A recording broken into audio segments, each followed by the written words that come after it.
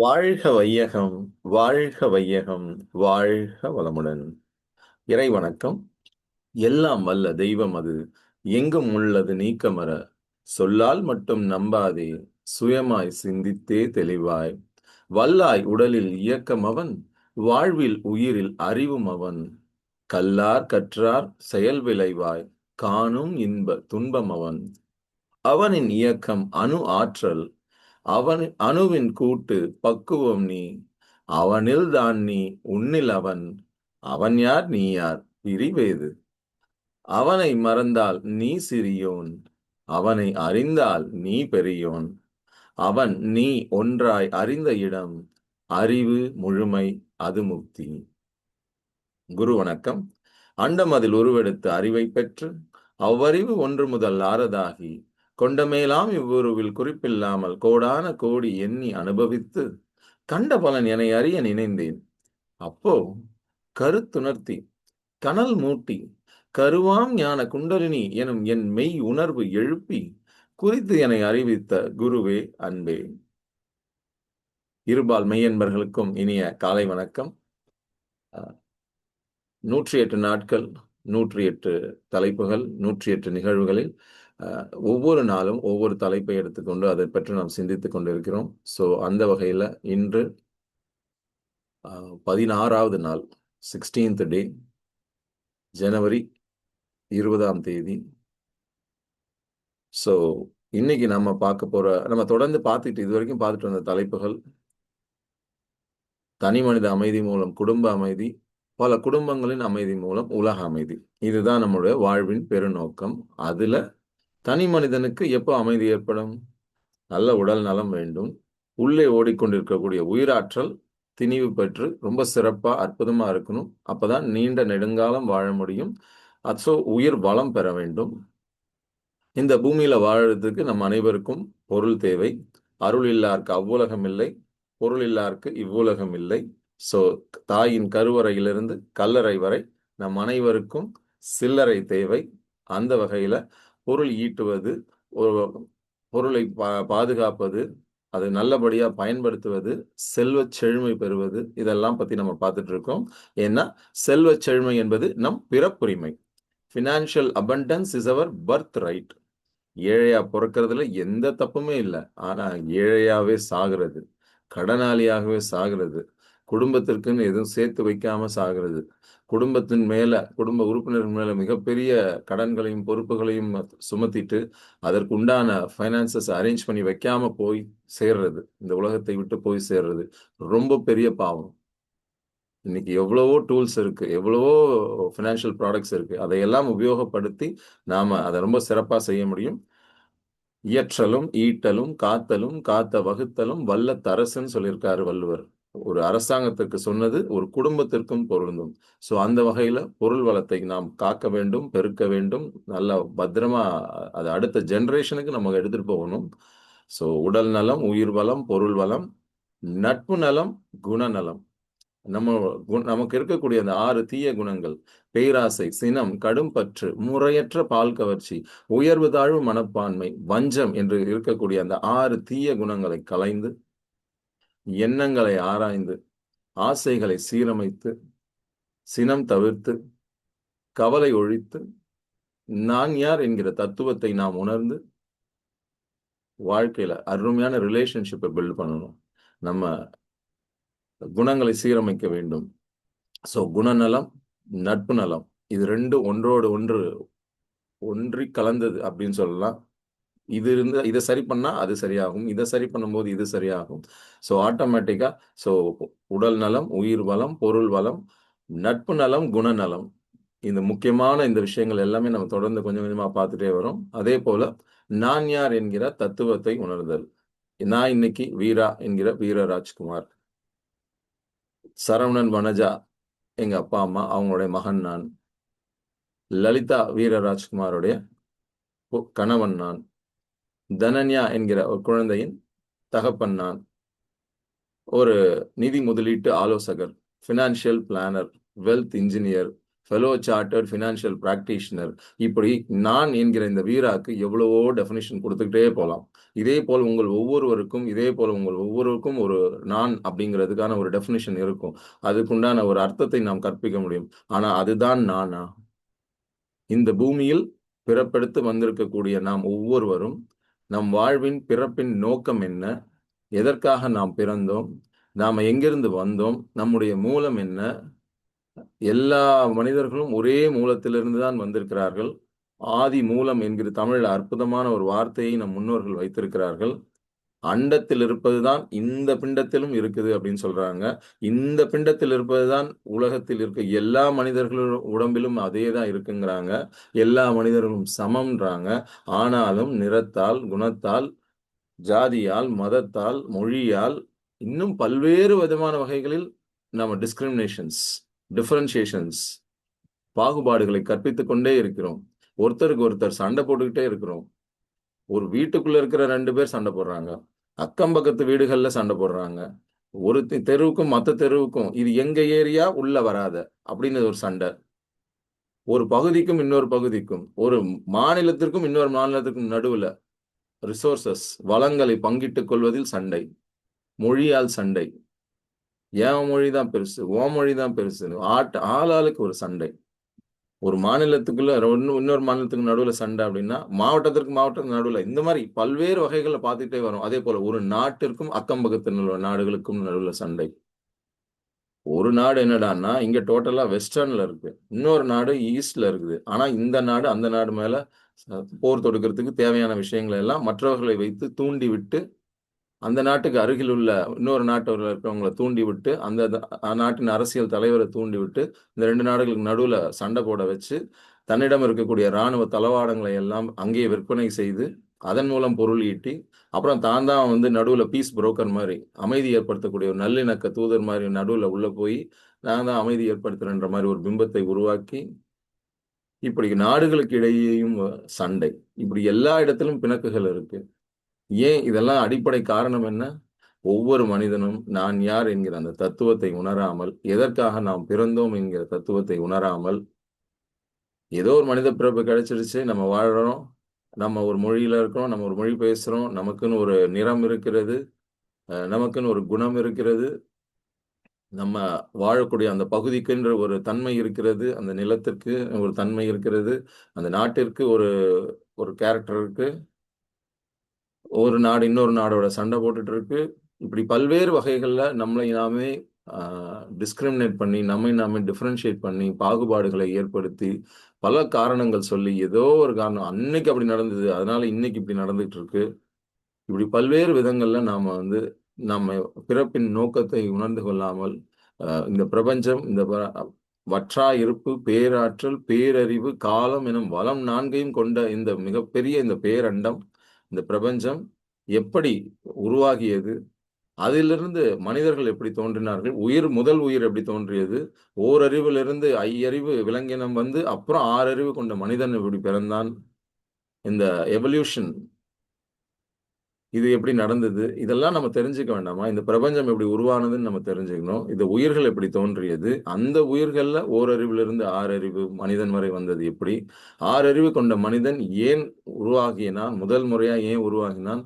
எதற்காக இந்த பிறப்பு வந்து மனித பிறப்புங்கிறது ஏன் ஏற்பட்டது? ஏன் ஐயறிவு விலங்கினங்களோட நின்றுருக்க கூடாதா எவல்யூஷன்? எதனால சந்தர்ப்பவசமாக ஐயறிவுக்குட்பட்ட 2 விலங்கினங்கள் ஒன்றோடு ஒன்று கலந்து, அதன் மூலமாக 6வது அறிவு கொண்ட மனிதன் பொறக்கும்போதே நம்ம இந்த மாரியா பொறந்தோம்?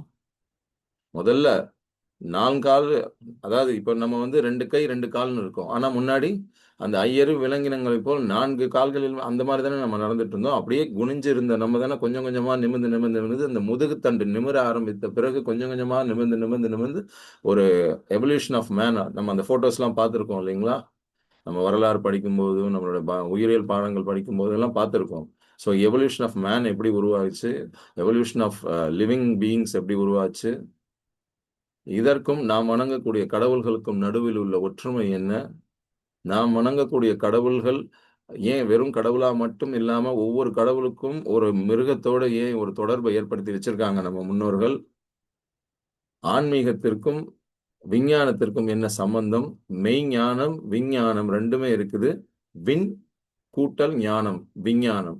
இந்த விஞ்ஞானத்திற்கும் மெய்ஞானத்திற்கும் நடுவுல என்ன ஒரு தொடர்பு இருக்கு? விஞ்ஞான கருத்துக்கள் மூலமாக நாம் மெய்ஞானத்தை எப்படி உணர்ந்து கொள்ள முடியும்? மெய்ஞான கருத்துக்கள் மூலமாக இன்றைய விஞ்ஞானத்தை எப்படி நாம் உணர்ந்து கொள்ள முடியும்? அன்று சொல்லப்பட்ட பல விஷயங்களை இன்று விஞ்ஞானம் ஆதாரத்துடன் நிரூபித்திருக்கிறது என்றால், அந்த காலத்துல எந்த ஒரு டெக்னாலஜியும் இல்லாம, எந்த ஒரு தொழில்நுட்பம் இல்லாம, எந்த ஒரு அ ஒரு ஸ்பெஷலைஸ்டு எக்யூப்மென்ட்ஸ், உபகரணங்கள் எதுவுமே இல்லாம, அந்த காலத்துல நம்முடைய முன்னோர்கள் எப்படி கண்டுபிடிச்சாங்க? 9 கோள்கள். கோயில்ல சிலை வச்சிருக்காங்க. 9 சிலைகள் இருக்கு. அந்த 9 சிலைகளுக்கும் 9 விதமான நிறங்களில் துணிய கட்டி விடுறாங்க. இந்த கோளுக்கு இந்த கலர் தான். சனியா கருப்பு கலர் தான். எப்படி அந்த அறிவு வந்தது? அன்று இருந்த அந்த மனிதர்களுக்கு, நம்முடைய முன்னோர்களுக்கு எப்படி அந்த அறிவு வந்தது? ஒவ்வொரு கோளுக்கும் ஒரு கலர் துணி. அந்த கோள்ல இருந்து வரக்கூடிய அந்த ஆற்றல், அந்த ரேஸ் இந்த கலர்ல தான் இருக்குன்னு எப்படி கண்டுபிடிச்சாங்க? பூமியின் எடை இதுதான். பூமி சூரியனை சுற்றிக் கொண்டிருக்கின்றது அந்த காலத்திலே எப்படி கண்டுபிடிச்சாங்க? அந்த ஒரே நேர்கோட்டுல வருது அப்படின்னு சொல்லுவாங்க. எது? பூமி, சூரியன், சந்திரன் இதெல்லாம் ஒரே நேர்கோட்டுல வருதுங்கிறாங்க. அந்த காலத்திலேயே அந்த எக்லிப்ஸ் என்று சொல்லக்கூடிய அத பத்தி இப்ப சொல்லியிருக்காங்க. அமாவாசை, பௌர்ணமி ஏன் உருவாகிறது அப்படிங்கிறத எக்ஸ்பிளைன் பண்ணியிருக்காங்க. பூமிக்கும் சூரியனுக்கும் நடுவில் உள்ள தூரம் என்ன? சந்திரனுக்கும் பூமிக்கும் நடுவில் உள்ள தூரம் என்ன? ஏன் எடையே கண்டுபிடிச்சிருக்காங்க அந்த காலத்துல. பூமியின் எடை என்ன அப்படின்ட்டு. இவ்வளோ விஷயங்களை கற்றுக்கொண்டு, இவ்வளோ மிகப்பெரிய அறிவும் ஆற்றலும் கொண்ட நம்முடைய முன்னோர்களுக்கு, அந்த காலத்துல என்ன டூல்ஸ் இருந்தது? என்ன உபகரணங்கள் இருந்தது? எந்த மாரி ஒரு விஞ்ஞான அறிவும், மெய்ஞான அறிவும் அவங்களுக்கு எப்படி அதெல்லாம் வந்தது? அதெல்லாம் நம்ம யோசிக்க வேணாமா? ஆனா, இங்க என்ன பண்றோம்? மனிதர்களுக்கு நடுவுல ஒவ்வொரு மனிதனுக்கும் இன்னொரு மனிதனுக்கும் நடுவுல மிகப்பெரிய சண்டை. சின்ன லெவல்ல வீட்டுக்குள்ள ஆரம்பிக்கிற சண்டை, ஒரு நாட்டிற்கும் நாட்டிற்கும் நடுவுல நடக்கக்கூடிய சண்டையா மாறி இன்னைக்கு பல நாடுகள்ல ஒரு நிம்மதி இல்லாத, ஒரு உலகத்துல அமைதி இல்லாத ஒரு சூழ்நிலை. மக்களால நிம்மதியா ஒரு 2 வேளை உணவாவது சாப்பிட்டு, தங்களுடைய வேலையை, தொழிலை செய்து கொண்டு, மாணவர்கள் தங்களுடைய பள்ளிக்கு, கல்லூரிக்கு சென்று படிக்க முடியாத சூழ்நிலையில எத்தனை நாடுகள் இருக்கு. நிம்மதியா நடமாட முடியல ஒரு ஒரு நாட்ல. ஆனா இங்க நம்ம ரொம்ப அற்புதமான ஒரு சில நாடுகள்லாம் இருக்கு. அங்கலாம் வந்து அவ்வளோ அமைதி இருக்கு. தினமும் நாம நம்முடைய வேலையை தொடர்ந்து செய்து கொண்டிருக்கிறோம். நம்முடைய தொழிலை செய்து கொண்டிருக்கிறோம். மாணவர்கள் அவங்களுடைய கல்லூரிக்கும், பள்ளிக்கும் சென்று படித்துக் கொண்டிருக்கிறார்கள். எல்லாமே ஸ்மூத்தா இயங்கிட்டு இருக்கு ஒரு சில பகுதிகள்ல. ஏன் இந்த மாரி ஒரு டிஃபரன்ஷியேஷன்? அப்போ நாடுகளுக்கு இடையில ஒரு உலக அமைதி ஏற்படணும். நாடுகளுக்கு நடுவுல ஒரு அமைதி ஏற்படணும். அப்படியே அப்படியே உலக லெவல்ல இருக்கிறத நம்ம அப்படியே குறைச்சு அப்படியே நம்ம ஐ மீன் அப்படியே வந்தோம் அப்படின்னா, உலகம், நாடுகள், நாடுகளுக்குள்ள இருக்கக்கூடிய மாநிலங்கள், மாநிலங்களுக்கு இருக்கிற மாவட்டங்கள், மாவட்டத்திலிருந்து அப்படியே அந்த பகுதி, வட்டம் அப்படின்னு வச்சுக்கலாம். அதேபோல இன்னும் குறைஞ்சு குறைஞ்சு வந்தா, ஒரு தெருவுக்கும் இன்னொரு தெருவுக்கும், ஒரு ஏரியாவுக்கும் இன்னொரு ஏரியாவுக்கும் நடுவுல, அப்புறம் பக்கத்து வீடு. இந்த வீட்டுக்கும், பக்கத்து வீட்டுக்கும் நடுவுல, அதுக்கப்புறம் ஒரு வீட்ட மட்டும் எடுத்துக்கிட்டா, அந்த வீட்டிற்குள் இருக்கக்கூடிய தனிநபர்கள் 4 பேரோ, 5 பேரோ இருக்கலாம். அந்த நபர் அதிலேயுமே வந்து ஒவ்வொரு நபருக்கும் அமைதி வேண்டும். ஸோ தனிமனித அமைதி முக்கியம். குடும்பத்தில் எல்லா உறுப்பினர்களுக்கும் மத்தியில குடும்ப அமைதி முக்கியம். பல குடும்பங்களில் இதுபோல் அமைதி ஏற்பட்டு, அது வந்து அந்த தெரு அமைதி, அந்த ஊர் அமைதி, அந்த வட்டத்தின் அமைதி, அந்த மாவட்டத்தின் அமைதி, அந்த மாநிலத்தின் அமைதி, ஒரு மாநிலத்திற்கும் இன்னொரு மாநிலத்திற்கும் எல்லா மாநிலங்களுக்கு இடையேயும் அமைதி, ஒரு நாட்டில் அமைதி, அந்த நாட்டில் பக்கத்து நாடுகளுக்கும் ஒரு அமைதி. இப்படியே விரிந்து, விரிந்து, விரிந்து கடைசியில நம்மளால உலக அமைதியை பெற முடியும். ஸோ உலக அளவுல திங்க் பண்ணி உள்ளூர் அளவுக்கு வந்து, ஒரு தனி மனிதனுடைய உள்ளத்தளவில வந்து, அந்த மாரி நம்ம திங்க் பண்ணணும். உலக அளவில் சிந்திப்போம். உள்ளூர் அளவிலும், நம் உள்ளத்தளவிலும் செயல்படுவோம். ஸோ அந்த அளவுக்கு ஒரு மிகப்பெரிய ஒரு பிரச்சனை. ஆனா, அந்த மிகப்பெரிய பிரச்சனைய தீர்க்கணும்னா எங்கங்க இப்ப சொல்யூஷன் இருக்கு? ஒவ்வொரு தனி மனிதனுடைய உள்ளத்திலும் இருக்கிறது. ஒவ்வொரு தனி மனிதனும் தன்னுடைய அறிவையும், ஆற்றலையும் கொண்டு தனக்கு ஏன் இப்படிலாம் நடக்குது? நான் ஏன் இப்படி இருக்கேன்? நான் யார் என்கிற அந்த தத்துவத்தை உணர்ந்து, நான் எங்கிருந்து வந்திருக்கிறேன்? நான் மற்ற உயிர்களிடத்தில் இருக்கக்கூடிய அதே விஷயம் தானே எனக்கும் இருக்கு. அப்ப எனக்கும் அவங்களுக்கும் நடுவுல ஏன் இந்த பாகுபாடு? ஒருத்தங்களுக்கு ஒரு கஷ்டம் வந்தா நாம போய் ஓடி போய் நின்று உதவி செய்கிறோமே. ஒரு நாட்டிற்கு கஷ்டம் என்றால் இந்த நாட்டிலிருந்து மற்ற நாடுகளுக்கு எவ்வளவு பொருட்கள் நம்ம இலவசமா அனுப்பி வைக்கிறோமே. யுனைடெட் நேஷன்ஸ் ஆர்கனைசேஷன், ஐக்கிய நாடுகள் சபைன்னு ஒண்ணு உருவாக்கி நாடுகளுக்கு மத்தியில அமைதி ஏற்படணும்னு திங்க் பண்ணி அன்னைக்கெல்லாம் ஆரம்பிச்சிருக்காங்க.